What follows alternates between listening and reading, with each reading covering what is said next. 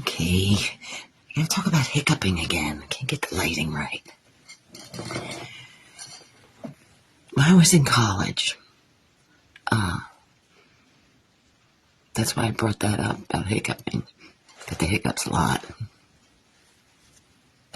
And I tried everything. You know, people always have a solution.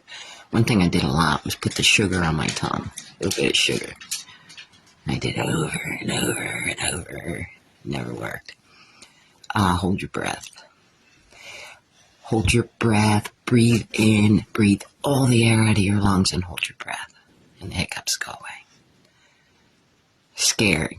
Get somebody to scare you, or which I'm not into people scaring me. I have a defense mechanism. My brother used to, younger brother used to hide at the bottom of the steps, and I'd go down there, I'm gonna go downstairs, and he'd jump out at me. I didn't even know who it was. I just knew somebody jumped out at me, and I started kicking and punching. So, don't scare me. I don't react very well when I get scared. And, you know, all the old ones. And then one day somebody showed me that if you take a cup of water, ice cold water, put ice in it, and then you put a knife, butter knife, in the water, let it get cold, then drink the water while the knife is touching your temple. And it did work, but I found out that an ice cube works just as well. Then, you know, then it's not real easy to drink the water, ice water when you have the metal knife on your temple. But that's what it works. Oh, and I have another hiccup solution. I spent this night talking to someone years ago. He was a friend of my daughter's, and I showed him my artwork, and he had the hiccups really bad.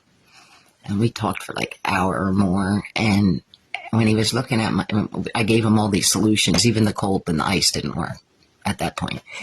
And I gave him all these solutions, nothing worked. So then I decided to show him my artwork. I have a lot of pictures. I've posted some of them that I drew. And he was very intelligent, very creative. He actually passed away that night. But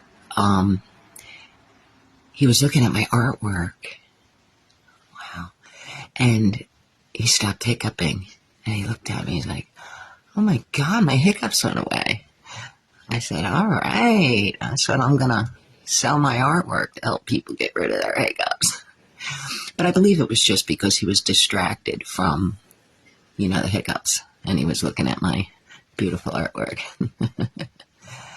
I pulled a picture for him when he left. I had just really met him. We had talked. I knew him, but we had talked for a long time that night. And the next day, he found him. He had died of a heroin overdose.